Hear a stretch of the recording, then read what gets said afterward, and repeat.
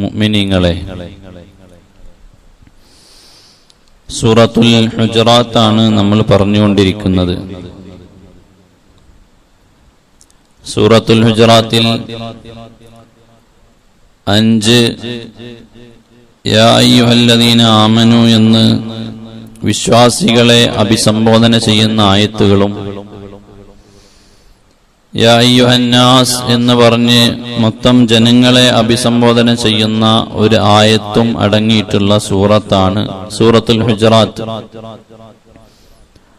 അതിൽ 4 യാ അയ്യുഹല്ലദീന ആമനു എന്നുള്ള ആയത്തുകളെ നമ്മൾ വിശദീകരിച്ചുകൊണ്ടാണ് സംസാരിച്ചത്. 11 ആയത്ത് വരെയാണ് കഴിഞ്ഞ ദിവസം നമ്മൾ പറഞ്ഞത്. ഇൻഷാ അല്ലാഹ് ഇന്ന് 12ാമത്തെ ആയത്ത്, 5ാമത്തെ യാ അയ്യുഹല്ലദീന ആമനു എന്ന് തുടങ്ങുന്ന ആയത്താണ് ഇന്ന് പറയാൻ ഉദ്ദേശിക്കുന്നത്. 5 യാ അയ്യുഹല്ലദീന ആമനുയിലൂടെയും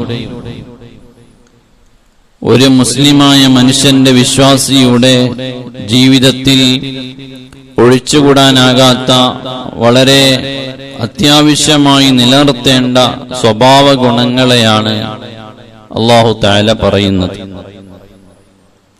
1ാമത്തെ യാ അയ്യുഹല്ലദീന ആമനുവിൽ അല്ലാഹുവിന്റെയും അല്ലാഹുവിന്റെ റസൂൽ സല്ലല്ലാഹു അലൈഹി വസല്ലമ തങ്ങളുടെയും വിധികളെ ഓവർടേക്ക് ചെയ്യാൻ പാടില്ല എന്ന് പറഞ്ഞു.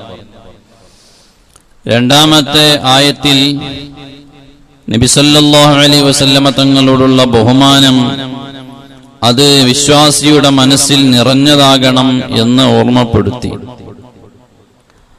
3ാമത്തെ യാ അയ്യുഹല്ലദീന ആമനുയിൽ നിങ്ങളുടെ അടുക്കലേക്ക് ഏതെങ്കിലും ഒരു ഫാസിഖായ മനുഷ്യൻ ഒരു വാർത്ത കൊണ്ടുവന്നാൽ നിങ്ങൾ അതിനെക്കുറിച്ച് പഠിക്കുകയും അന്വേഷിക്കുകയും ചെയ്യാതെ അത് വിശ്വസിക്കരുതേ എന്ന ആയത്താണ്.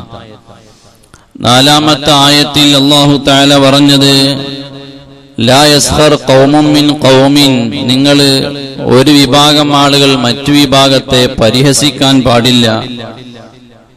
ചിലപ്പോൾ നിങ്ങൾ പരിഹസിക്കപ്പെടുന്ന വിഭാഗം നിങ്ങളെക്കാൾ എന്തെങ്കിലുമൊക്കെ ഖൈറുള്ളവരാകും. ടൈറ്റ് പേര് വെച്ച് മറ്റുള്ള ആളുകളെ നിങ്ങൾ പരിഹസിക്കരുത്. വലാ തൽമിസു അൻഫുസകും വലാ തനാബിസു വലാ തനാബസു ബിൽ അൽഖാബ്, നിങ്ങൾ ടൈറ്റ് പേര് കൊണ്ട് വിശ്വാസികളെ വിളിച്ച് ആരെയും വിളിച്ച് നിങ്ങൾ പരിഹസിക്കരുതേ എന്ന ആശയം ഉൾക്കൊള്ളുന്ന 4 യാ അയ്യുഹല്ലദീന ആമനു എന്നുള്ള ആയത്തുകളാണ് നമ്മൾ വിശദീകരിച്ചത്. ഇന്ന് 5ാമത്തെ അവസാനത്തെ യാ അയ്യുഹല്ലദീന ആമനു എന്നാണ് ഇന്ന് പറയാനുള്ളത്.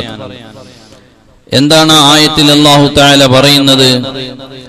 യാ അയ്യുഹല്ലദീന ആമനു ജുതനിബു കസീറൻ മിനൽ ളന്നി ഇന്ന ബഅദൽ ളന്നി ഇസ്ം വലാ തജസ്സസു വലാ യഖ്തബ് ബഅദുകും ബഅദാ അയുഹിബ്ബു അഹദുകും മൻ യഅകുല ലഹ്മ അഖീഹി മൈതാ ഫകരിഹ്തുമൂഹു വത്തഖുല്ലാഹ ഇന്നല്ലാഹ തവ്വാബുർ റഹീം.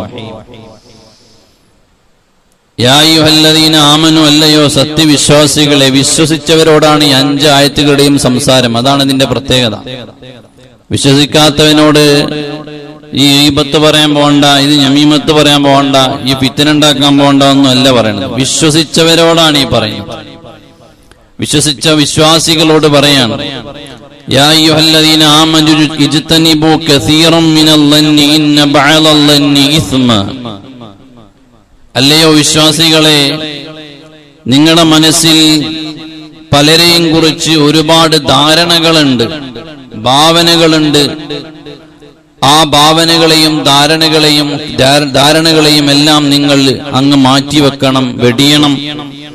ഒരു മനുഷ്യനെ കുറിച്ചും നിങ്ങൾ തെറ്റായ ചിന്ത വെച്ച് പോകരുത്. ഇജ്തനിബു കസീറൻ മിനൽ ളന്നി ഇന്ന ബഅദൽ ളന്നി ഇസ്മ. എന്താണ് അല്ലാഹു നിങ്ങൾ മറ്റുള്ളവരെ കുറിച്ച് തെറ്റിദ്ധാരണകളെ മാറ്റിവെക്കണമെന്ന് പറയാനുള്ള കാരണം? അല്ലാഹു തന്നെ പറയുന്നു ഇന്ന ബഅദൽ ളന്നി ഇസ്മ. നിങ്ങൾ ധരിച്ചു വെച്ച ചില ധാരണകൾ, അതിൽ നിന്ന് ചിലതൊക്കെ തെറ്റായി പോകാൻ, തെറ്റിദ്ധരിച്ചതായി പോകാൻ സാധ്യതയുണ്ട്. അപ്പൊ ഇവിടെ അല്ലാഹു തആല ആദ്യം പറയുന്നത് ഇജ്തനിബു കസീറൻ മിനല്ലൻ, നിങ്ങളുടെ ഒരുപാട് ധാരണകൾ, ആ ധാരണകൾ ഒരുപാടുണ്ട്, ആ ധാരണകളെ മുഴുവനും അങ്ങ് മാറ്റണം എന്നാ പറഞ്ഞു. എന്നിട്ട് കാരണം പറഞ്ഞെന്താ, ഇന്ന ബഅദല്ലന്നി ഇസ്മ, കുറച്ചൊക്കെ ചിലപ്പോ തെറ്റിദ്ധാരണ ഉണ്ടായേക്കാം. അപ്പൊ കുറച്ച് തെറ്റിദ്ധാരണ വരുന്നത് തന്നെ വലിയ ഗൗരവമുള്ള സംഭവമാണ് എന്ന് അറിയിക്കാൻ വേണ്ടിയാണ് ബാക്കിയുള്ള മുഴുവൻ ധാരണകളൊക്കെ മാറ്റിയൊക്കെ ഉറപ്പുള്ളത് മാത്രം വിശ്വസിച്ചാൽ മതി എന്നുള്ളതാണ്. ആ ആയത്തിന്റെ ഒരു ആശയം നിങ്ങൾക്ക് മനസ്സിലായോന്നറിയില്ല. ചെറിയ ഒന്ന് രണ്ട് വിഷയങ്ങളൊക്കെ ചിലപ്പോൾ നിങ്ങൾ മനസ്സിലാക്കിയത് തെറ്റിദ്ധാരണയാകാം. അതുകൊണ്ട് ഒരു മനുഷ്യനെ കുറിച്ച് ധാരണകൾ ഉണ്ടല്ലോ, തെറ്റായ വകുപ്പിലുള്ള ധാരണകൾ എല്ലാം നിങ്ങൾ മാറ്റിവെക്കണം. ഒന്നും തന്നെ നിങ്ങൾ നിങ്ങളുടെ മനസ്സിൽ കൊണ്ടു നടക്കാൻ പാടില്ല. അതിൽ ആ ആയത്തിൽ അങ്ങനെ പറയാനുള്ള കാരണം എന്താ, നമ്മളോട് മറ്റുള്ള മനുഷ്യരുടെ പോരായ്മകൾ നോക്കാനല്ല നമ്മോട് പറഞ്ഞിട്ടുള്ളത്.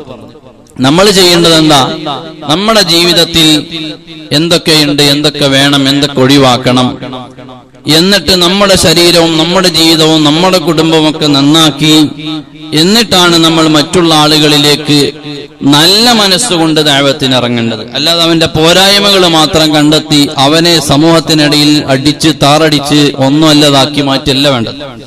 അവന്റെ ദഅവത്തിന്റെ മുഖം തന്നെ എന്താ, ഒരാള് ദഅവത്തിന് ഇറങ്ങണേ എന്താ ചെയ്യേണ്ടത്, എടാ കള്ളുടിയാ പറഞ്ഞിട്ടല്ല കള്ളുടിക്കുന്ന ഒരു മനുഷ്യനോട് അഭിസംബോധന ചെയ്യേണ്ടത്. അയാളോട് നല്ല രീതിയിൽ, നിങ്ങൾ ഒരുപാട് നല്ല മനസ്സുള്ള മനുഷ്യനാണ്, നിങ്ങൾ നല്ലൊരു മനുഷ്യനാണ്, അതുകൊണ്ട് ഇനിയും നിങ്ങൾ നന്നാകണം എന്ന് പറഞ്ഞിട്ട് അദ്ദേഹത്തെ ഫേസ് ചെയ്യേണ്ടത്. അല്ലാതെ ഒരു തെറ്റ് ചെയ്ത മനുഷ്യനെ ഇനി ഒരിക്കലും ഒരു കാലത്ത് നന്നാവൂല, എന്നാലും എന്നോട് പറഞ്ഞു നോക്കാന്ന് പറഞ്ഞാൽ പിന്നെ അവൻ ഒരു കാലത്ത് നന്നാവൂല. ദഅവത്തിന് ഓരോ ഫേസ് ഉണ്ട്, ആ ഫേസിലാണ് ദഅവത്ത് നടത്താൻ പറ്റുള്ളൂ. എന്നതുപോലെ നമ്മെ ആരെയും ഒരാളുടെ പോരായ്മകളെ ഒപ്പിയെടുക്കാൻ ആരെയും ഏൽപ്പിച്ചിട്ടില്ല. അതുകൊണ്ടാണ് ഖുർആൻ പറഞ്ഞത്, നിങ്ങളൊരു മനുഷ്യനെയും തെറ്റിദ്ധാരണകൾ നിങ്ങൾ മാറ്റിവെക്കണം, ആരെയും ധരിച്ചു വെക്കണ്ട. ഒരാളെ കുറിച്ച് നമ്മൾ തെറ്റിദ്ധാരണ വെച്ചാൽ അത് വലിയ തെറ്റാണ് എന്നുള്ളതാണ് ഖുർആൻ പറയുന്നത്. നോക്കൂ നിങ്ങൾ, നമ്മളൊരു മനുഷ്യനെ കുറിച്ച് നമുക്ക് എന്തെങ്കിലും അദ്ദേഹത്തോട് ഒരു എതിർപ്പുണ്ടെങ്കിൽ പിന്നെ അദ്ദേഹം ചെയ്യുന്നതിലൊക്കെ നമുക്ക് ഡൗട്ടാണ്. അദ്ദേഹം നമ്മുടെ ഒരു ശത്രു ഒരാൾക്കുണ്ടെന്ന് വിചാരിക്കാം. ആ ശത്രു ഉണ്ടാകുമ്പോൾ പിന്നീട് ആ ശത്രുവിന്റെ ചലനങ്ങളെ ഇദ്ദേഹം വീക്ഷിക്കുന്നു. ആ ചലനങ്ങൾ വേറെ എന്തൊക്കെയോ തെറ്റിദ്ധാരണകൾ നമ്മുടെ മനസ്സിൽ വെച്ച്, സാധു ചിലപ്പോൾ വേറെ അതുവായിക്ക് എങ്ങോട്ടോ പോയതായിരിക്കും, പക്ഷെ നമ്മൾ മനസ്സിലാക്കുന്നത് വേറെ ആയിരിക്കും. അയാള് അതിനു വേണ്ടി പോയതാണോ, ഇതിനു വേണ്ടി പോയതാണോ, അദ്ദേഹം എനിക്ക് വേണ്ടി എന്തെങ്കിലും എതിർപ്പ് ചെയ്യാൻ വേണ്ടി പോയതാണോ എന്നുള്ള ചിന്താഗതികളൊക്കെ തെറ്റിദ്ധാരണകൾ വരും. അതുകൊണ്ട് ഖുർആൻ പറയുന്നു, നിങ്ങൾ ഒരിക്കലും അങ്ങനെ ഇജ്തനിബു കസീറൻ മിനൽ-ളന്നി ഇന്ന ബഅദൽ-ളന്നി ഇസ്മ, നിങ്ങൾ നിങ്ങളുടെ ധാരണകളെല്ലാം മാറ്റിവെക്കണം. ഒരാളെയും നിങ്ങൾ തെറ്റിദ്ധരിക്കാൻ പാടില്ല. കാരണം എന്താണ്, ഇന്ന ബഅദൽ-ളന്നി ഇസ്മ, നിങ്ങൾ ധരിക്കുന്നതെല്ലാം ചിലപ്പോൾ ശരിയായി കൊള്ളണമെന്നില്ല, ചിലതൊക്കെ അതിൽ നിന്ന് തെറ്റാണ് സംഭവിച്ചു പോകുന്നത്. അതുകൊണ്ട് ഒരാളോട് എതിർപ്പുണ്ടെന്ന് വിചാരിച്ച് അയാളുടെ പ്രവർത്തനം മുഴുവനും എനിക്കെതിരാണ് എന്ന് വിചാരിച്ചു പോകരുതേ. അയാൾ ചിലപ്പോ വേറെന്തോ വഴിയിൽ പോയതായിരിക്കും. എന്നിട്ട് ഖുർആൻ പറയാണ്, വലാ തജസ്സസു, വിശ്വാസികളോടാണ് പറയുന്നത്. വലാ തജസ്സസു, മാത്രമല്ല രണ്ടാമത്തെ ഉപദേശം ആ ആയത്തിൽ തന്നെ അല്ലാഹു പറയുന്നു, വലാ തജസ്സസു, നിങ്ങൾ ഒരിക്കലും തന്നെ ചാരപ്പണിയെടുക്കരുത്, ഒളിഞ്ഞു നോട്ടം എന്നുള്ള സ്വഭാവം നമ്മിൽ ഉണ്ടാകരുത്. വലാ തജസ്സസു, നിങ്ങൾ ഒരു മനുഷ്യന്റെയും രഹസ്യങ്ങളെ, രഹസ്യ ജീവിതങ്ങളെ ചുഴഞ്ഞെടുത്തുകൊണ്ട് ജനമധ്യത്തിൽ കൊണ്ടുവരുന്ന സ്വഭാവം ഒരിക്കലും നിങ്ങളിൽ ഉണ്ടാകരുത്. മനുഷ്യനാണ്, അവന്റെ ജീവിതത്തിൽ ചിലപ്പോൾ പോരായ്മകൾ ഉണ്ടാകും. ആ പോരായ്മകളെ അള്ളാഹുവിന്റെ മുമ്പിൽ അവനറിയാം. അവനിൽ പോരായ്മ കണ്ടാൽ നേരിട്ട് അവനെ ഉപദേശിക്കുക എന്നല്ലാതെ എന്തെങ്കിലും ഒരു പോരായ്മ ഒരു മനുഷ്യന്റെ കയ്യിൽ കണ്ടാൽ നിങ്ങൾ അതെടുത്ത് ചുഴന്നെടുത്ത് ജനമധ്യത്തിൽ കൊണ്ടുവന്ന് അവനെ വഷളാക്കുന്ന ഒരു രീതിയിലേക്ക് കൊണ്ടുപോകാൻ പാടില്ല. നോക്കൂ നിങ്ങൾ, മഹാനായ ഉമർ ഇബ്നുൽ ഖത്താബ് റളിയല്ലാഹു അൻഹു ആരാണ്? വലിയ ഖലീഫയായിരുന്നില്ലേ, ഇസ്ലാമിന്റെ ഖലീഫയാണ്. ആ ഉമർ ഇബ്നുൽ ഖത്താബ് റളിയല്ലാഹു അൻഹു അവരുടെ ഖിലാഫത്ത് ഭരണം നടക്കുന്ന കാലഘട്ടത്തിൽ ആ സമയത്ത് മഹാനായ ഉമർ ഇബ്നുൽ ഖത്താബ് റളിയല്ലാഹു അൻഹു ഇങ്ങനെ ഇറങ്ങി നടക്കുകയാണ്. രാത്രിയിൽ ഇങ്ങനെ മദീനയിൽ ഇറങ്ങി നടക്കുന്നു, പട്ടണത്തിലൂടെ നടക്കുന്നു. എന്തിനാണ് നടക്കുന്നത്? ജനങ്ങൾ ആരൊക്കെയാണ് പ്രയാസം അനുഭവിക്കുന്നതെന്ന് നോക്കാൻ വേണ്ടി നടന്നതാണ്. എന്റെ ഭരണകാലത്ത് ആരൊക്കെ പ്രയാസപ്പെടുന്നുണ്ടോ എന്ന് നോക്കാൻ വേണ്ടി ഇറങ്ങിയതാണ്. പക്ഷേ അങ്ങനെ പോകുമ്പോ ഒരു വീട്ടിൽ നിന്നൊരാളെ ശബ്ദം കേൾക്കുന്നു. ആ വീട്ടിൽ ഒരു പുരുഷന്റെ ശബ്ദം കേൾക്കുന്നുണ്ട്. ഉമർ ഇബ്നുൽ ഖത്താബ് റളിയല്ലാഹു അൻഹു വീടിന്റെ അടുക്കലേക്ക് അങ്ങ് ചെന്നിട്ട് ഇങ്ങനെ പതിയെ എന്താണ് ശബ്ദം കേൾക്കുന്നത് എന്ന് വീക്ഷിച്ചപ്പോൾ ഒരാള് നല്ല പാട്ട് പാടുന്നുണ്ട്. പാട്ടത്ര അക്ഷരങ്ങളൊന്നും സ്വരം പോരാ, അക്ഷരങ്ങളൊന്നും തജ്വീദ് അനുസരിച്ചല്ല പാടുന്നത്. പാട്ട് ലെവല് വിട്ട പാട്ടാണ്. അപ്പൊ തോന്നി ഇയാള് മദ്യപിച്ചിട്ടുണ്ടോ എന്ന് തോന്നിപ്പോയി. ഉമർ ഇബ്നുൽ ഖത്താബ് റളിയല്ലാഹു അൻഹു വീടിന്റെ പുറകുവശത്ത് ഇങ്ങനെ ചുമരിന്റെ പിറകിൽ ഇങ്ങനെ നിൽക്കുകയാണ്. അങ്ങനെ നോക്കിയപ്പോൾ അദ്ദേഹത്തിന്റെ അടുക്കൽ ഒരു പെണ്ണിരിക്കുന്നുണ്ട്. കള്ളിന്റെ കുപ്പിയും കയ്യിലുണ്ട്. കരുതിയതുപോലെ തന്നെ മദ്യപിച്ചുകൊണ്ട് പാട്ടുപാടി കൂടെ ഒരു പെണ്ണുമുണ്ട്. വീടിനകത്ത് ഇങ്ങനെ ഇരിക്കുകയാണ്. കണ്ടപ്പോൾ ഇസ്ലാമിന്റെ ഖലീഫക്ക് വലിയ ദേഷ്യം വന്നുപോയി. ഖലീഫയായ ഉമർ ഇബ്നുൽ ഖത്താബ് തങ്ങൾ യാ അദുവല്ലാഹ് ചാടി വീണു അങ്ങോട്ട്. യാ അദുവല്ലാഹ്, അല്ലാഹുവിന്റെ ശത്രുവായ മനുഷ്യ, അളനൻത അന്നല്ലാഹ യസ്തുറുക വഅൻത അലാ മഅസിയതി, നീ തെറ്റ് ചെയ്യുന്നുണ്ട്, അത് നീ അല്ലാഹുവിൽ നിന്ന് മറച്ചതാണെന്ന് നീ വിചാരിക്കുന്നുണ്ടോ? അല്ലാഹ് കാണൂല എന്ന് വിചാരിച്ചു ഈ തെറ്റിയല്ലേ? ഒറ്റയ്ക്കിരുന്ന് മദ്യപിച്ച് പാട്ടുപാടുകയാണ്. അന്ന് ചെറിയ ചുമരാണ്. നമ്മളതുപോലെ ഒരു വീടിന്റെ ഉള്ളിലേക്ക് കയറാൻ പറ്റാത്ത രീതിയിലല്ല, ഒരു ചുമര്, അതിനകത്തിരുന്നിട്ടാണ് ഈ മദ്യപിക്കുന്നത്. ഉമർ ഇബ്നുൽ ഖത്താബ് തങ്ങൾ ഒളിഞ്ഞ് കേട്ടൊന്നും പോരാ, മതിലെടുത്ത് ആവേശം കൊണ്ട് മതിലെടുത്ത് ചാടി വീടിന്റെ ഉള്ളിലേക്ക് ചാടിയിട്ടാണ് ചോദിച്ചത്, യാ അദുവല്ലാഹ്, അള്ളാന്റെ ശത്രു, എന്താടാ കാണിക്കുന്നത്? ഇയാള് മുമ്പക്ക് ഉമർ ഖത്താബ് തങ്ങളുടെ ചാടിയോട് ഇയാളാകെ തഹയ്യുറായി പോയി. ആരെ മുമ്പിലാ പെട്ട്? വല്ല ജിന്നിന്റെ മുമ്പ് പെട്ടുകാണ് ഇത്ര പേടി ഉണ്ടായില്ല. കാരണം ഉമർ ഖത്താബ് തങ്ങൾ ആരാ? പോരാത്തത് ഖലീഫയാണ്. ഖലീഫന്റെ മുമ്പിൽ ഇസ്ലാമിക ഭരണം നടക്കുമ്പോ മദ്യപിച്ചൊരു മനുഷ്യനെ പിടിച്ചാൽ ഹദ്ദുണ്ട്, നല്ല പണി കിട്ടും. ഇയാളിങ്ങനെ ആകെ തഹയ്യുറായി നിന്നു. എന്താ ചെയ്യാ? ഇത് കള്ളല്ല എന്നിട്ട് പറയാനും കഴിയൂല, കുടുങ്ങിയില്ലേ?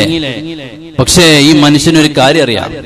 ഉമർ ഇബ്നുൽ ഖത്താബ് തങ്ങളെ മുമ്പിൽ ഖുർആൻ ഓതിയിട്ട് പൂട്ടിയാൽ ഉമർ ഖത്താബ് തങ്ങൾ പൂച്ചയാവും. അങ്ങനെ ഒരു സ്വഭാവം ഉണ്ട് ഉമർ ഖത്താബ് തങ്ങൾക്ക്. ഖുർആൻ ഓതിയിട്ട് ഉമർ ഖത്താബ് തങ്ങളെ പൂട്ടിയാൽ, തെളിവ് പറഞ്ഞിട്ട് എന്തെങ്കിലും ഖുർആൻ അങ്ങ് ഓതിയാൽ ഉമർ ഖത്താബ് തങ്ങൾ പൂച്ചയാവും. അല്ലെ? മുമ്പൊരു പെണ്ണിന്റെ ഒരു സംഭവമുണ്ട്.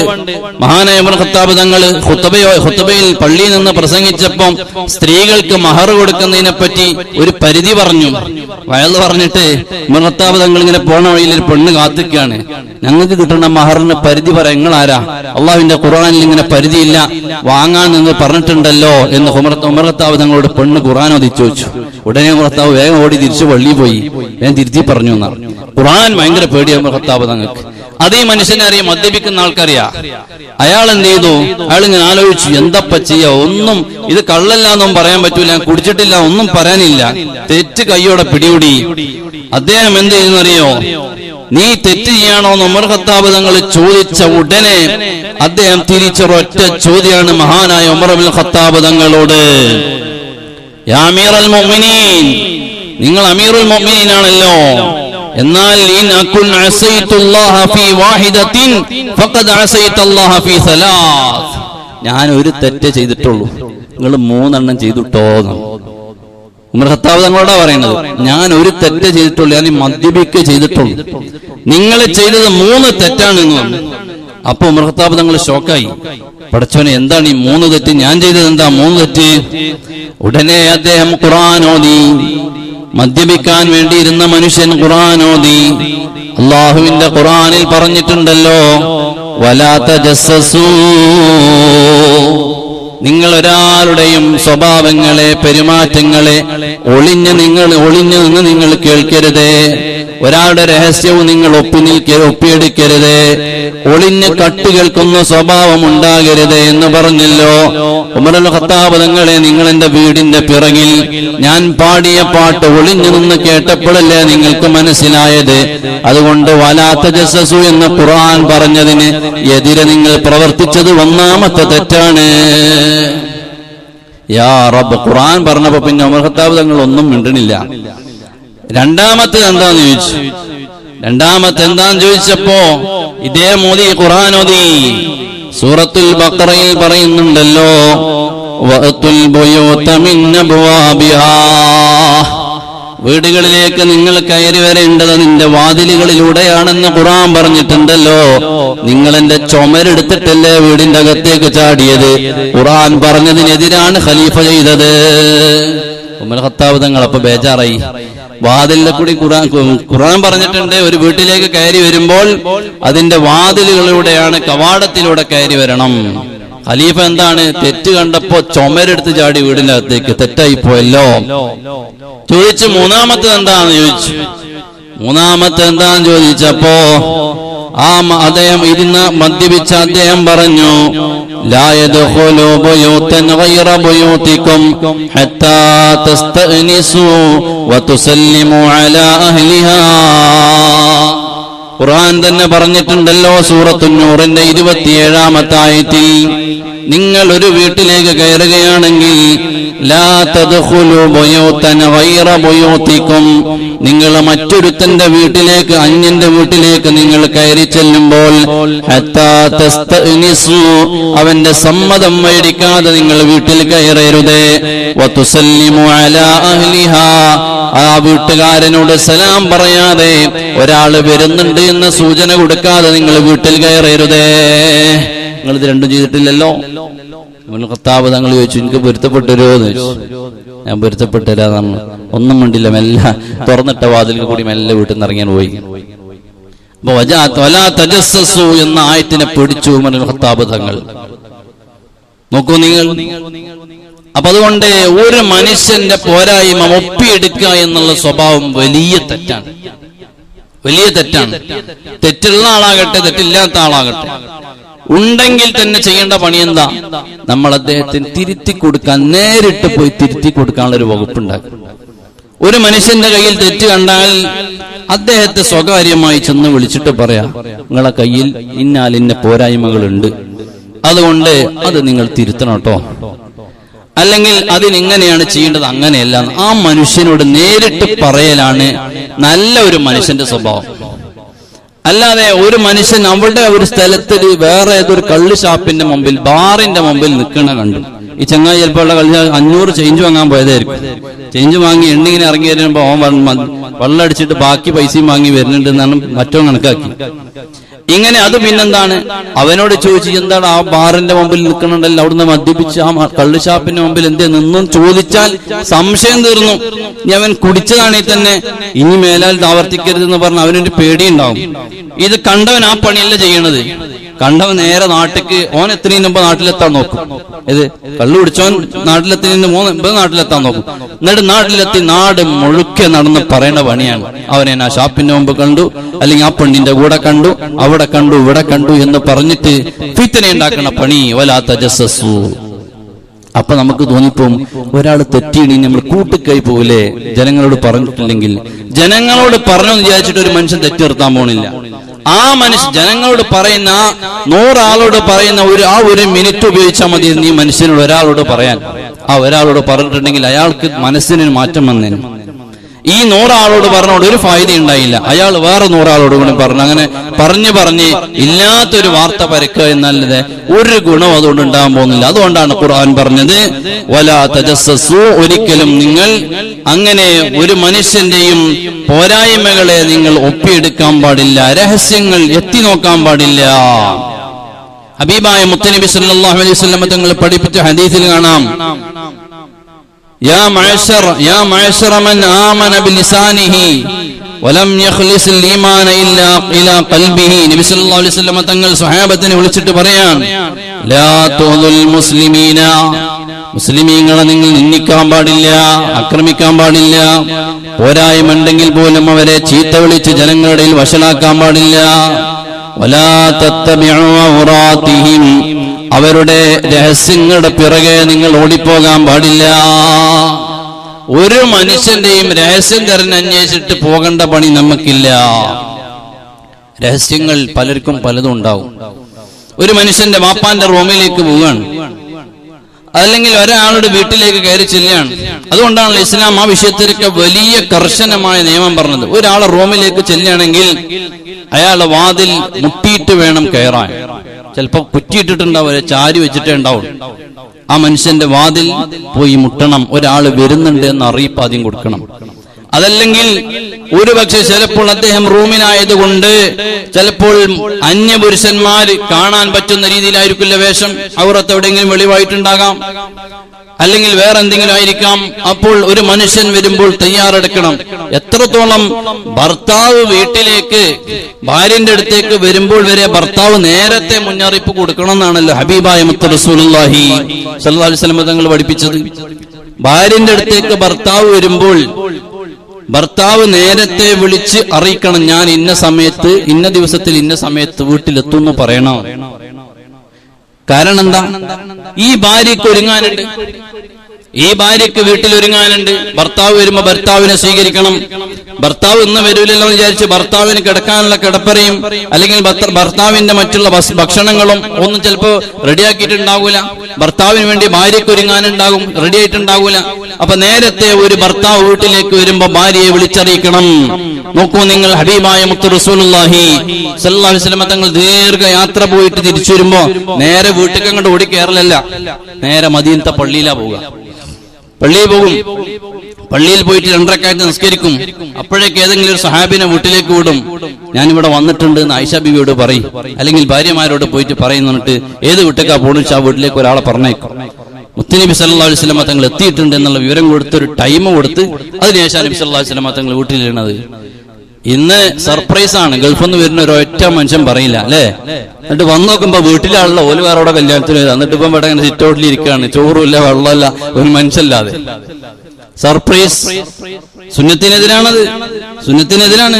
ഗൾഫിൽ നിന്ന് പറയാതെ വരിക, വീട്ടിലിത് അറിയില്ല, വീട്ടുകാർ വേറെ കല്യാണത്തിനോ വല്ല മുടിയാളിച്ചലിനൊക്കെ പോയിണ്ടാവും, ഇവിടെ ആരുമില്ല. അങ്ങനെ കിട്ടണം കുറച്ച് ആൾക്കാർ, എന്നാൽ ഇതൊക്കെ നിർത്തുള്ളൂ. സുന്നത്തിനെ ഇല്ലാതെ ആക്കുകയാണ്. ഒരു വീട്ടിലേക്ക് കയറി ചെല്ലുമ്പോ പറയണം, പറയാതെ പോകാൻ പാടില്ല. അപ്പോ ഞാൻ പറഞ്ഞത്, ഒരു മനുഷ്യന്റെ റൂമിലേക്ക് ചെല്ലുമ്പോൾ നമ്മൾ വാതിൽ മുട്ടണം. വാപ്പാന്റെ റൂമിലേക്ക് ചെല്ലുമ്പോൾ, ഉമ്മയുടെ അടുക്കലേക്ക് ചെല്ലുമ്പോൾ, ഒരു വീട്ടിലേക്ക് കയറി ചെല്ലുമ്പോൾ വാതിൽ തുറന്നിട്ടിട്ടുണ്ട് വിചാരിച്ച് അങ്ങ് കയറി. നീ തുറന്നിട്ട വാതിലാണെങ്കിൽ ശബ്ദമനക്കണം, അല്ലെങ്കിൽ ഉറക്കെ സലാം പറയണം. വീട്ടിലേക്ക് കയറുമ്പോഴുള്ള മര്യാദ അല്ലേ, നേരെ ഓടി അങ്ങ് ചെല്ലാൻ പാടില്ല. അപ്പൊ അതുകൊണ്ട് നബി സല്ലല്ലാഹു അലൈഹി വസല്ലം തങ്ങൾ പറയാൻ, നിങ്ങളൊരു മനുഷ്യന്റെയും പോരായ്മകളെ ന്യൂനതകളെ അന്വേഷിക്കുന്ന സ്വഭാവം ഉണ്ടാകരുത്. അങ്ങനെ ഉണ്ടായാൽ അല്ലാഹു പറയാണ്, നബി തങ്ങൾ പറയാണ്, ഫഇന്നഹു മിൻ തത്തബിഅ ഔറത അഖീഹിൽ മുസ്ലിമി തത്തബിഅ അല്ലാഹു ഔറതഹു ഹത്താ യഖ്രിഖഹാ അലൈഹി ഫീ ബത്നി ബൈതിഹി. അങ്ങനെ ഒരു മുസ്ലിമിന്റെ പോരായ്മ ഉണ്ടാകട്ടെ ഇല്ലാതിരിക്കട്ടെ, അവനെ വഷളാക്കാൻ വേണ്ടിയിട്ട് ഒരു പോരായ്മ ഉണ്ടാക്കി ഇറക്കിയാൽ അള്ളാഹ് പറയുന്ന, മുത്തുനബി സല്ലല്ലാഹു അലൈഹി വസല്ലം തങ്ങൾ പറയാണ്, തത്തബിഅല്ലാഹു ഔറതഹു ഹത്താ യഖ്രിഖഹാ അലൈഹി ഫീ ബത്നി ബൈതിഹി. എന്റെ വീടിന്റെ ഉള്ളിൽ വന്നിട്ട് എന്നെ വഷളാക്കുന്നു. ആര്? പടച്ചവൻ അല്ലേ. എത്ര സംഭവങ്ങളുണ്ട്. മുമ്പൊരു സ്ഥലത്ത് ഒരു പള്ളിയുടെ പ്രസിഡന്റിനെ പുറത്താക്കാൻ വേണ്ടിയിട്ട് ഒരാള് മെനഞ്ഞു. എന്താ മെനഞ്ഞെന്നറിയോ? ഇതുണ്ടായ സംഭവം എന്താ മെനഞ്ഞതെന്നറിയോ? പള്ളിയുടെ പ്രസിഡന്റിനോട് വൈരാഗ്യം, അയാളെ പ്രസിഡന്റ് സ്ഥാനത്ത് നിന്ന് മാറ്റണം. അതിന് മെനഞ്ഞ പണി എന്താന്ന് ചോദിച്ചാൽ ഏറ്റവും അവസാന തടവാണത്. ഒരു പെണ്ണ് കേസ് കൊണ്ടുവന്ന അയാളെ പേരിൽ ഒരു പെണ്ണിന് കൈക്കൂലി കൊടുത്തിട്ട് ഇയാൾ എന്നെ വ്യഭിചരിച്ചിട്ടുണ്ടെന്ന് പെണ്ണിനെ കൊണ്ട് പറയിപ്പിച്ചു. പെണ്ണ് പറയും ചെയ്തു, കാശ് കിട്ടിയ പറയാൻ, കാശ് കിട്ടിയ കുറെ ആൾക്കാരുണ്ട് പറയാൻ. കാശ് കിട്ടി പെണ്ണ് പറയും ചെയ്തു, പള്ളിന്റെ പ്രസിഡന്റിനെ വ്യഭിചരിച്ചിട്ടുണ്ട്. ഇയാൾക്ക് യാതൊരു മാർഗമില്ല. ഒരു പെണ്ണ് ഓപ്പണായിട്ട് മൊഴി കൊടുക്കുകയാണ്. ഈ പ്രസിഡന്റ് എന്ത് ചെയ്തു? അയാൾ സ്വാലിഹായ ഒരു മനുഷ്യൻ, അയാൾ പറഞ്ഞു, പടച്ചോനും എനിക്കറിയാലോ, ഞാൻ സ്ഥാനത്തുനിന്ന് മാറിത്തരാം, ഇതൊക്കെ കൂടി ഏറ്റിപ്പിടിച്ച് ഞാൻ ഈ സ്ഥാനത്തിരിക്കണ്ട. അയാളങ്ങ് മാറി. വലിയ കാലം കഴിഞ്ഞില്ല, അല്പകാലം കഴിഞ്ഞപ്പോഴേക്ക് ഈ പറഞ്ഞുണ്ടല്ലോ, ആരോപണം ഉണ്ടാക്കി പൈസ കൊടുത്ത പെണ്ണിനെ കൊണ്ട് പറയിപ്പിച്ചവൻ, അവന്റെ വീട്ടിൽ നിന്ന് അവന്റെ ഭാര്യ തന്നെ മരുമകളെയും അവനെ ഒരു റൂമിൽ നിന്ന് പിടിച്ചു. മരുമകളുടെ കൂടെ മകന്റെ ഭാര്യന്റെ കൂടെ ബെഡ്റൂമിൽ നിന്ന് ഈ ആരോപണം ഉണ്ടാക്കിയവനെ പിടിച്ചു. ആരാ പിടിച്ച്? സ്വന്തം ഭാര്യ. നോക്ക് നിങ്ങൾ, നബി സല്ലല്ലാഹു അലൈഹി വസല്ലം തങ്ങൾ പറഞ്ഞ ഹദീസിന്റെ പൊരുൾ, എന്റെ വീടിന്റെ അകത്തുനിന്ന് തന്നെ എന്നെ പിടിക്കുമെന്നാണ്. എത്ര ഗൗരവമുണ്ട് നോക്കി നിങ്ങൾ. അപ്പൊ ഒരു മനുഷ്യന്റെയും ഇല്ലാത്തതും ഉള്ളതും നമ്മൾ ഇങ്ങനെ പറഞ്ഞ് മണപ്പിക്കാൻ നടക്കരുത്. വലാ തജസ്സസു, വിശുദ്ധ ഖുർആൻ പറയുന്നു. ഞാനത് വിശദീകരിക്കുന്നു, നീ വിശദീകരിച്ച കുറെ പറയണ്ടോ. അപ്പൊ ഈ ആയത്താണ് പൂർത്തിയാക്കണമെന്ന്. വലാ തജസ്സസു എന്നിട്ട് അല്ലാഹു പറഞ്ഞു, വലാ യഖ്തബ് ബഅ്ളുകും ബഅ്ളാ, നിങ്ങൾ ഒരാളെ കുറിച്ച് ഗീബത്ത് പറയരുത്, പരദൂഷണം പറയാൻ പാടില്ല. ഗീബത്ത് പറയൽ വലിയ ഗൗരവമുള്ള കാര്യമാണ്. ഒരാളെ കുറിച്ച് ഗീബത്ത് പറഞ്ഞാൽ അയാളെ നന്മകളൊക്കെ ഇയാൾക്ക് കിട്ടുക എന്നല്ലാതെ വേറെ ഒരു കുറവും വരാൻ പോകുന്നില്ല. നോക്കൂ നിങ്ങൾ, ഒരു മനുഷ്യന്റെ കാര്യം നമ്മെ നോക്കാൻ ഏൽപ്പിച്ചിട്ടില്ല എന്നാണ് ഇപ്പൊ പറഞ്ഞതിന്റെ ചുരുക്കം. അതാരെ ഏൽപ്പിച്ചിട്ടുണ്ട്? റഖീബ് അതീദ് രണ്ടാളുകളെ അല്ലാഹു തആല ഏൽപ്പിച്ചിട്ടുണ്ട്, അല്ലേ? രണ്ട് മലക്കുകളെ അല്ലാഹു തആല ഏൽപ്പിച്ചിട്ടുണ്ട്. ഖുർആനിൽ അല്ലാഹു അത് പറയുകയും ചെയ്തിട്ടുണ്ട്. ഇദ് യതലഖൽ മുതലഖിയാനി അനിൽ യമീനി വഅനിൽ ശിമാലി ഖഈദുൻ മാ യൽഫിളു മിൻ ഖൗലിൻ ഇല്ലാ ലദൈഹി റഖീബുൻ അതീദ്. രണ്ട് മലക്കുകൾ അല്ലാഹു ഇവിടെ ഇതാ ഏൽപ്പിച്ചിട്ടുണ്ട്. ഇനി അതിന്റെ പുറത്തൊരു ഗാർഡിന്റെ ആവശ്യമില്ല. എഴുതി കൊടുക്കാൻ, നാട്ടിലേക്ക് വിതരണം ചെയ്യാൻ അത് അല്ലാഹു തആല കൈകാര്യം ചെയ്തോളൂ. എന്നിട്ട് അല്ലാഹു പറയാണ്, വലാ യഖ്തബ് ബഅ്ളുകും ബഅ്ളാ, നിങ്ങൾ ഒരാളെയും ഗീബത്ത് പറയാൻ പാടില്ല. ഒരു മനുഷ്യനെയും നിങ്ങൾ പരദൂഷണം പറയരുത്. കാരണം എന്നെ അത് വലിയ ഗൗരവമുള്ളതാണ്. ഗീബത്ത് പറയാ എന്ന് പറഞ്ഞത്, ഗീബത്ത് പറയാ എന്നുള്ള വലിയ ഗൗരവമുള്ളതാണ്. നബി സല്ലല്ലാഹു അലൈഹി വസല്ലമ തങ്ങൾ ഇസ്രാ മിഅ്റാജിന്റെ രാത്രിയിൽ ആകാശത്ത് അല്ലാഹുവിന്റെ അടുക്കലേക്ക് പോയി സ്വർഗവും നരകവും ഒക്കെ കണ്ടോന്ന് പറഞ്ഞല്ലോ. അങ്ങനെ പോകുന്ന സമയത്ത് നബി തങ്ങൾ പറയാണ്, മറർതു ബിഖൗമിൻ ലഹും അൽഫാറുൻ മിൻ നുഹാസിൻ യഖ്മിശൂന വുജൂഹഹും വസുദൂറഹും ഖുൽതു മൻ ഹൗലാഇ യാ ജിബ്രീൽ. ഒരു വിഭാഗം ആളുകളുണ്ട്, അവരടുക്കലൂടെ ഞാൻ ഇങ്ങനെ നടന്നു പോകുന്നു. അവരെന്താ ചെയ്യുന്നത്? അവരുടെ കയ്യിലുള്ള നഖങ്ങൾ വലുതായി വലുതായി വന്നിട്ടുണ്ട്, മൂർച്ചയുള്ള നഖങ്ങളാണ്. ആ നഖങ്ങൾ ചെമ്പിനാലുള്ള നഖങ്ങൾ. ആ നഖങ്ങളെ കൊണ്ട് അവര് തന്നെ അവരുടെ മുഖവും നെഞ്ചുമൊക്കെ മാറിടവുമൊക്കെ വലിച്ചു കീറുകയാണ്. ഞാനിത് കണ്ടപ്പോ ചോദിച്ചു, അല്ല ജിബ്രീൽ, എന്തേ ഇതാരാണ്, ഇവരെന്താ ചെയ്തത്? ഉടനെ മഹാനായ ജിബ്രീൽ അലൈഹിസ്സലാത്തു വസ്സലാം പറഞ്ഞു, ഖാല ഹൗലാഇ അല്ലദീന യഅകുലൂന ലുഹൂമൻ നാസ്, അവര് ജനങ്ങളെ മാംസം തിന്നവരാണ്, ഗീബത്ത് പറഞ്ഞവരാണ്, പരദൂഷണം പറഞ്ഞവരാണ്. അതുകൊണ്ടാണ് അവർക്ക് ഇങ്ങനെയുള്ള ശിക്ഷ ആഖിറത്തിൽ അല്ലാഹു തആല കൊടുത്തിട്ടുള്ളത് എന്ന് ജിബ്രീൽ അലൈഹിസ്സലാത്തു വസ്സലാം നബി സല്ലല്ലാഹു അലൈഹി വസല്ലമ തങ്ങളോട് പറഞ്ഞു.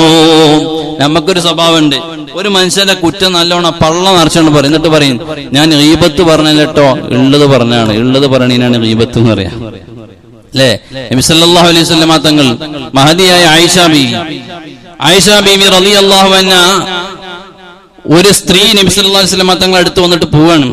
അപ്പൊ ആയിഷ ബീവി ചോദിക്കുകയാണ്, യാ റസൂലല്ലാഹ് മാ അജ്മലഹാ വഅഹ്സനഹാ ലൗലാ അന്ന ബിഹാ ഖിസ്റാ. ആ പെണ്ണ് ആ ചോട്ട അല്ലെങ്കിൽ കാണാൻ നല്ല ഭംഗി ഉണ്ടായിരുന്നു തോന്നുന്നു.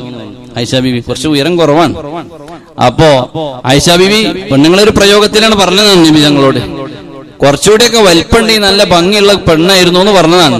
പക്ഷെ പറഞ്ഞ മോഡല് മാറിപ്പോയി, അത്ര ചോട്ട അല്ലെങ്കിൽ കുറച്ച് ഭംഗിയൊക്കെ ഉണ്ടായിരുന്നേരേ എന്ന് പറഞ്ഞു. ഉടനെ തന്നെ ഫഖാല ലഹ നബി സല്ലല്ലാഹു അലൈഹി വസല്ലം, നബി സല്ലല്ലാഹു അലൈഹി വസല്ലം തങ്ങൾ പറഞ്ഞു, യാ ആയിഷ, നിങ്ങൾ ഗീബത്ത് പറഞ്ഞു പോയല്ലോ. അപ്പൊ നബി സല്ലല്ലാഹു അലൈഹി വസല്ലം തങ്ങൾ ആയിഷ ബീവിയോട് പറഞ്ഞു, നിങ്ങൾ ഗീബത്ത് പറഞ്ഞല്ലോ എന്ന് പറഞ്ഞപ്പോൾ ആയിഷ ബീവി പറയാണ്, യാ റസൂലല്ലാഹ് ഇന്നഹു ഖുൽതു ശൈഅൻ ഹുവ ബിഹാ, ഞാനുള്ളതല്ലേ പറഞ്ഞത്, ഞാനുള്ളതല്ലേ പറഞ്ഞു, ആ പെണ്ണിൽ അങ്ങനെ തന്നെയാണ് ഉള്ളതാണല്ലോ ഞാൻ പറഞ്ഞിട്ടുള്ളത് നബിയേ. അപ്പൊ നബി സല്ലല്ലാഹു അലൈഹി വസല്ലം തങ്ങൾ പറഞ്ഞു, ആയിഷ ഇദാ ഖുൽതി ശൈഅൻ ബിഹാ ഫഹിയ ഗീബത്ത്, ഉള്ളത് പറയണീനാണ് ഗീബത്ത് എന്ന് പറയാ, ഇല്ലാത്ത ഉണ്ടാക്കി പറയണീ നമീമത്ത് എന്നാ പറയാ. ആ ഉള്ളത് പറഞ്ഞാണ് ഗീബത്ത് എന്ന് പറയും. ഉള്ളതും പറയണ്ട എന്നാണ് പറഞ്ഞത്. അപ്പൊ ആ ഉള്ളത് പറഞ്ഞാൽ ഉണ്ടാകുന്ന ശിക്ഷകളാണ് എത്രയോ ഹദീസ്. തഫ്സീർ ഇങ്ങനെ നോക്കിയാൽ മഹാനായ ജലാലുദ്ദീൻ സുയൂത്തി അവിടുത്തെ തഫ്സീർ ദുർറു മൻസൂറിൽ നിരത്തി പറയേണ്ട ഗീബത്തിനെ പറ്റി ഞാൻ 1-2 ഉദാഹരണം മാത്രം പറഞ്ഞിട്ട് അവസാനിപ്പിക്കുകയാണ്. ഇഷ്ടംപോലെ ഹദീസുകളും ചരിത്രങ്ങളും പറയുന്നുണ്ട് ഗീബത്ത് പറയുന്നതിനെ സംബന്ധിച്ച്. നോക്കൂ നിങ്ങൾ, മഹദിയായ ആയിഷ ബീവി റളിയല്ലാഹു അൻഹയോടാണ് ഈ പറഞ്ഞത്. നബി സല്ലല്ലാഹു അലൈഹി വസല്ലം തങ്ങൾ ഇങ്ങനെ ഇരിക്കുമ്പോൾ ഒരു ദിവസം ഒരു സ്വഹാബി വരികയാണ്. വന്നിട്ട് പറഞ്ഞു, നബിയെ അന്നംറഅത്തൈനി സാമത്ത അലാ ഹദി റസൂലില്ലാഹ്, നബി തങ്ങളുടെ കാലഘട്ടത്തിൽ 2 പെണ്ണുങ്ങൾ അവർ നോമ്പ് വെച്ചു. നോമ്പ് നോറ്റിട്ട് ഫജലസത് ഇഹദാഹുമാ ഇലൽ ഉഖറാ ഫജഅലതാ തഅകുലാനി ലുഹുമൻ നാസ്. അങ്ങോട്ടും ഇങ്ങോട്ടും മുഖത്തോട് മുഖം നോക്കി രണ്ടുപേരും ഇങ്ങനെ ഇരുന്ന് നോമ്പും നോറ്റി ജനങ്ങൾ ഇറച്ചി നിന്ന പണിയാ.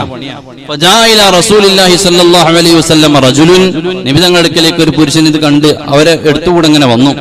എന്നിട്ട് നബി തങ്ങളോട് പറഞ്ഞു, യാ റസൂലല്ലാഹ് ഇന്ന ഹൗനാ ഇംറഅത്തൈനി സാമത്ത, അവിടെ 2 പെണ്ണുങ്ങൾ ഇരിക്കുന്നുണ്ട്, നോമ്പ് വെച്ച് 2 പെണ്ണുങ്ങൾ. വഖദ് കാലത്താ അൻ തമൂത്ത, അവർ രണ്ടുപേരും എന്തോ ഒരു അസുഖം കൂടി ആകെ ക്ഷീണിച്ച് മരിക്കാനായിട്ടുണ്ട്. ഖാല റസൂലുള്ളാഹി സ്വല്ലല്ലാഹു അലൈഹി വസല്ലം തങ്ങൾ പറഞ്ഞു, ഇത്തൂനി ബിഹിമാ, രണ്ടുപേരും ഇങ്ങോട്ട് കൊണ്ടുവരുന്നു. ഫജാഅത, രണ്ടുപേരും കൊണ്ടുവന്നിട്ട് നബി സല്ലല്ലാഹു അലൈഹി വസല്ലം തങ്ങൾ നോക്കിയപ്പോ ആ ഒരു പെണ്ണിനോട് പറഞ്ഞു, ഛർദിക്കാൻ പറഞ്ഞു. ഇതെല്ലാരും കേട്ട സംഭവം ചുരുക്കി പറയാൻ, ഛർദിക്കാൻ പറഞ്ഞു. അങ്ങനെ ആ പെണ്ണ് ഛർദിച്ചു. فقاءت من قيح ودم وصديد حتى قاءت نصف قدح. അപ്പണ് ചീഞ്ഞ ജലവും അതുപോലെ രക്തവും മാംസകഷ്ണങ്ങളും കൂടെ ഛർദിക്കാൻ തുടങ്ങി. അപ്പണ് ഛർദിച്ചു. മറ്റേ പെണ്ണിനെ വിളിച്ചു, രണ്ടാമത്തെ പെണ്ണിനെ വിളിച്ചു, ഛർദിക്കാൻ പറഞ്ഞു, ഛർദിച്ചു. എന്നിട്ട് ഹബീബായ മുത്ത് റസൂലുള്ളാഹി സ്വല്ലല്ലാഹു അലൈഹി വസല്ലം തങ്ങൾ പറഞ്ഞു, ഇന്ന ഹാതൈനി സാമതാ അമൻ ഹല്ലല്ലാഹു ലഹുമാ, നിങ്ങൾ രണ്ടുപേരും നോമ്പ് തുടങ്ങിയത് അല്ലാഹു ഹലാലാക്കിയ ഭക്ഷണം കൊണ്ടാ. വ അഫ്തറത അലാ മാ ഹറമല്ലാഹു അലൈഹിമാ, നോമ്പ് തുറന്നത് ഗീബത്ത് പറഞ്ഞിട്ടാണ്. അതുകൊണ്ടാണ് ഈ പണി നിങ്ങൾക്ക് കിട്ടിയത്. ഗീബത്ത് പറഞ്ഞാൽ ദുനിയാവിലും പ്രയാസങ്ങൾ ഉണ്ടാകും, ആഖിറത്തിലും വലിയ പരീക്ഷണം, അള്ളാഹുവിന്റെ അദാബ് ഉണ്ടാകുമെന്നാണ് ഈ പറഞ്ഞതിന്റെ ചുരുക്കം. നോക്കൂ നിങ്ങൾ, ഞാൻ 1-2 സംഭവം കൂടെ പറയാം. മഹാനായ മാഇസ് റളിയല്ലാഹു അൻഹു അന്ന മാഇസൻ ലമ്മാ റുജിമ സമിഅ നബി സല്ലല്ലാഹു, മാഇസ് എന്ന് പറഞ്ഞ സ്വഹാബി, നബിയെ ഞാൻ വ്യഭിചരിച്ചിട്ടുണ്ട് നബിയെ, എനിക്ക് ഹദ് വേണം, എനിക്ക് ശിക്ഷ വേണം എന്ന് പറഞ്ഞ പിന്നാലെ നടന്ന മനുഷ്യനാ, ഈമാൻ കൊണ്ടാണ്.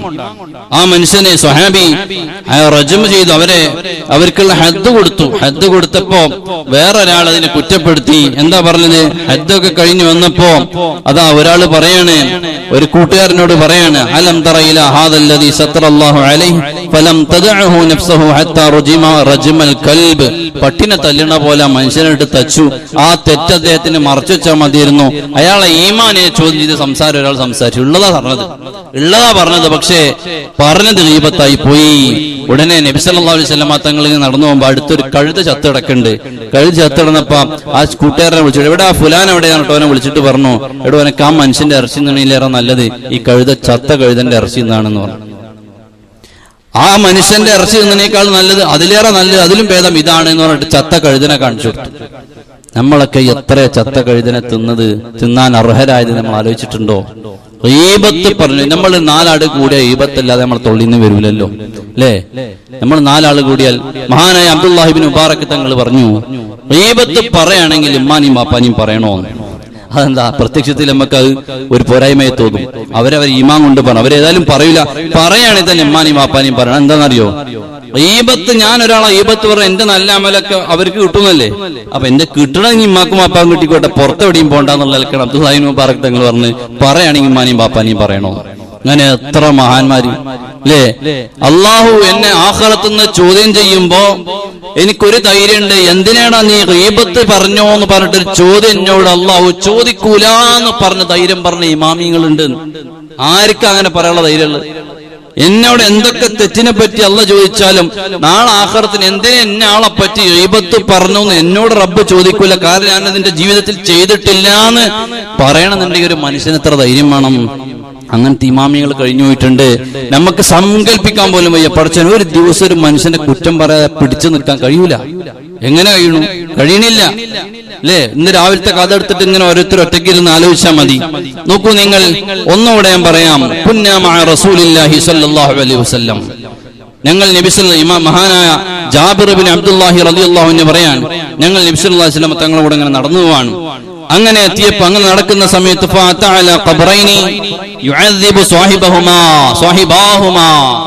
ഖബറിന്റെ അടുത്ത് 2 ഖബറുണ്ട്, അതിന്റെ അടുത്തൂടെ ഇങ്ങനെ നടന്നു പോവാണ്. ആ 2 ഖബറുള്ള മനുഷ്യന്മാരും അവർ രണ്ടുപേരും വലിയ അദാബ് അനുഭവിച്ചു കൊണ്ടിരിക്കുന്നുണ്ട്. فقال انهما لا يعذبان في كبير وبكاء. ഭയങ്കര കരച്ചില്, വലിയ അദാബ്. നബി സല്ലല്ലാഹു അലൈഹി വസല്ലം തങ്ങൾ ഖബറിൽ ഇതിങ്ങനെ കാണുകയാണ്, സ്വഹാബത്തിന് പറഞ്ഞു കൊടുക്കുകയാണ്. അപ്പൊ എന്തേ ഇതിങ്ങനെ സംഭവിക്കാനുള്ള കാരണം? അമ്മ അഹദുഹുമാ ഫകാന യഗ്താബു നാസ്. അതിൽ ഒരാളെ പണി എന്തായിരുന്നു? ജനങ്ങളെ ഗീബത്ത് പറഞ്ഞു. വേറെ ഏർപ്പാടുമില്ല, ഇതൊരു ഏർപ്പാടാക്കി കണ്ട് ഇതിങ്ങനെ അവനോട് പറഞ്ഞു, അപ്പുറത്തോനോട് ഇങ്ങനെ നാട് നീളെ നടക്കുന്ന വേറൊരു ഏർപ്പാടുമില്ല. അങ്ങനത്തെ ഓനെ പറ്റി ഓനക്ക് ഖബറിലുള്ള കിട്ടുന്ന പണിയാണിത്. രണ്ടാമത്തെ ആളെന്താ? അയാൾ മൂത്രമൊഴിച്ചാൽ മര്യാദക്ക് മുഴുവൻ മൂത്രവും വാർന്നു പോകാതെ എണീറ്റ് വിടുന്ന പണി അവൻക്ക്. മുഴുവൻ മൂത്രമൊഴിക്കാനിരിക്കുമ്പോൾ ശബ്ദമനക്കി നമ്മൾ നല്ല പോലെ മൂത്രസഞ്ചിയിൽ നിന്ന് മൂത്രം പുറപ്പെട്ട് അതിനിടയ്ക്കുള്ള പൈപ്പിൽ അവിടെ ഇവിടെയൊക്കെ തങ്ങി നിൽക്കുന്ന മൂത്രം അത് പൂർണ്ണമായി പോകുന്നത് വരെ ശബ്ദമനക്കിയിട്ട് നമ്മൾ ആ മൂത്രം കളയണം. അല്ലെങ്കിൽ എഴുന്നേറ്റ് കഴിഞ്ഞാൽ ആ മൂത്രം വരും, അത് തുണിയിലാവും. അതുകൊണ്ടത് അങ്ങനെ മൂത്രം നല്ല പോലെ കളയാതെ എഴുന്നേറ്റ് ഓടുന്ന ആള് അയാളായിരുന്നു ഒരാൾ ഖബറിൽ വലിയ അദാബ് അനുഭവിച്ച മനുഷ്യൻ എന്ന് മഹാനായ അബ്ദുല്ലാഹി ബിൻ ജാബിർ ബിൻ അബ്ദുല്ലാഹി റളിയല്ലാഹു അൻഹു റിപ്പോർട്ട് ചെയ്യുന്ന ഹദീസിൽ കാണാം. അതുകൊണ്ട് നിങ്ങൾ ആരും തന്നെ ഗീബത്ത് പറയരുത് എന്നാണ് 5-ാമത്തെ യാ അയ്യുഹല്ലദീന ആമനൂയിൽ അല്ലാഹു പറയുന്നത്. എന്നിട്ട് ചോദിക്കാണ്, നിങ്ങൾ ആ ഗീബത്ത് പറയാണെങ്കിൽ അയുഹിബ്ബു അഹദുക്കും മയകുല ലഹ്മ അഖീഹി മൈതാ, നിങ്ങൾ നിങ്ങളുടെ സഹോദരൻ മരണപ്പെട്ടിട്ട് ആ മയ്യത്തിൽ നിന്ന് ഇറച്ചി മാന്തി തിന്നാൻ നിങ്ങൾ ആരെങ്കിലും ആഗ്രഹിക്കുന്നുണ്ടോ? പഠിച്ചോടെ ചോദ്യമാണ് അല്ലേ? കൂട്ടുകാരൻ മരിച്ചിട്ട് മയ്യത്തിങ്ങനെ കൊണ്ടുവന്ന് കിടത്തി, ആ മയ്യത്തിന് അൽഫാമ് മാന്തി തിന്നണ പോലെ ഈ കൂട്ടുകാരനെ മാന്തി തിന്നാൻ നിങ്ങൾ ആഗ്രഹിക്കുന്നുണ്ടോ? ഉണ്ടെങ്കിൽ നിങ്ങൾ ഗീബത്ത് പറഞ്ഞോളി, അല്ലെങ്കിൽ ഇത് മാറ്റി വെച്ചോളി. ഗീബത്ത് അത്രയും വലിയ വിഷാണ്, മോശമാണ്. വത്തഖുല്ലാഹ ഇന്നല്ലാഹ തവ്വാബുർ റഹീം. നിങ്ങൾ അല്ലാഹുവിനോട് തൗബ ചെയ്ത് തഖ്വയിലായി ജീവിക്കണം. അല്ലാഹു എല്ലാ തെറ്റിനും തൗബക്കുമൊക്കെ തെറ്റുകളും പാപമോചനങ്ങളൊക്കെ സ്വീകരിച്ച് തൗബ തരാൻ പാകപ്പെട്ടവനാണ് റബ്ബ് എന്ന് ഈ ആയത്തിൽ പറയാൻ. നോക്കൂ നിങ്ങൾ, 5 യാ അയ്യുഹല്ലദീന ആമനൂനാണ് നമ്മൾ പറഞ്ഞത്. വിശ്വാസികളോട് മാത്രമാണ് വിളിച്ചു പറഞ്ഞത് 5 എണ്ണം. ഒന്നാമത്തത് നമ്മൾ പറഞ്ഞത് അള്ളാഹുവിനെയും അള്ളാഹുവിന്റെ റസൂലിനെയും ഓവർടേക്ക് ചെയ്യാൻ പാടില്ല, നിയമങ്ങളെ ഭേദിക്കാൻ പാടില്ല. രണ്ടാമത്തെ ലാ തർഫഉ അസ്വാതകും ഫൗഖ സൗത്തിൻ നബി, നിങ്ങൾ നബി സല്ലല്ലാഹു അലൈഹി വസല്ലമ തങ്ങളെ ബഹുമാനിക്കണം, അവിടുത്തെ ബഹുമതികളെ സൂചിപ്പിച്ചു. മൂന്നാമത്തേത് ഇത് ജാഅകും, നിങ്ങളിലേക്ക് ഫാസിഖും ബിനബഇൻ, ഒരു ഫാസിഖായ മനുഷ്യൻ ഒരു വാർത്ത കൊണ്ട് വരികയാണെങ്കിൽ ഫതബയ്യനു, നിങ്ങൾ ചുഴ്ന്നന്വേഷിക്കണം, അന്വേഷിക്കാതെ വെറുതെ തൊണ്ട തൊടാതെ വിഴുങ്ങാൻ പാടില്ല. ഒരു മനുഷ്യനെ കുറിച്ച് ഒരാൾ എന്തെങ്കിലും ഒന്ന് പറയുമ്പോൾ അത് പഠിച്ചിട്ടേ വിശ്വസിക്കാവൂ എന്ന് മൂന്നാമത്തേത്. നാലാമത്തേത് ലാ യസ്ഖർ ഖൗമുൻ മിൻ ഖൗമിൻ, നിങ്ങൾ ഒരു സമൂഹം മറ്റൊരു സമൂഹത്തെ പരിഹസിക്കരുത്. കാരണം എന്തേ? അവർ അസാ അയ്യകൂന, അവർ ചിലപ്പോൾ നിങ്ങളെക്കാൾ വലിയ ഖൈറുള്ളവർ, എന്തെങ്കിലും നന്മ ചെയ്തവരായേക്കാം. നാലാമത്തേത്. അഞ്ചാമത്തേത് യാ അയ്യുഹല്ലദീന ആമനൂ, അല്ലയോ വിശ്വാസികളെ, ഇജ്തനിബൂ കസീറൻ മിനൽ ളന്നി ഇന്ന ബഅദൽ ളന്നി ഇസ്ം, നിങ്ങൾ നിങ്ങളുടെ ധാരണകളെല്ലാം മാറ്റിവെക്കണം. കാരണം ചിലപ്പോൾ നിങ്ങളുടെ ധാരണകൾ തെറ്റാകാൻ സാധ്യതയുണ്ട്. വലാ തജസ്സസു, നിങ്ങൾ ഒരു മനുഷ്യന്റെയും രഹസ്യത്തെ ഒപ്പിയെടുക്കാൻ ശ്രമിക്കരുത്, നിങ്ങൾ ചാരപ്പണി ചെയ്യരുത്. വലാ യഖ്തബ് ബഅദുകും ബഅദാ, നിങ്ങൾ ഒരാളെയും ഗീബത്ത് പറയുകയും ചെയ്യരുത് എന്ന് വിശുദ്ധ ഖുർആൻ 5 ആയത്തുകളിൽ യാ അയ്യുഹല്ലദീന ആമനൂ വിളിച്ചിട്ട് ഒരു മനുഷ്യന്റെ ജീവിതത്തിൽ ഒഴിച്ചുകൂടാൻ പറ്റാത്ത പകർത്തേണ്ട 5 സ്വഭാവങ്ങൾ പറയാൻ. ഈമാനിന്റെ ഭാഗമാണ് ഈ 5 ആയത്ത്. ഇനി പറയാൻ പോകുന്ന ഒരു ആയത്ത് മൊത്തം ജനങ്ങളോടാണ് പറയാൻ, യാ അയ്യുഹൻ നാസ് എന്ന് പറഞ്ഞിട്ടാണ് ആയത്ത് പറയാൻ പോകുന്നത്. ഇൻഷാ അല്ലാഹ് അടുത്ത ക്ലാസ്സിൽ നമുക്ക് പറയണം. അല്ലാഹു തആല നമുക്ക് തൗഫീഖ് നൽകുമാറാകട്ടെ. അല്ലാഹു വിശുദ്ധ ഖുർആനിനെ ഒരുപാട് പറയാനും അത് ഉൾക്കൊള്ളാനും കേൾക്കാനും ജീവിതത്തിൽ പകർത്താനുമുള്ള തൗഫീഖ് നീ നൽകണം.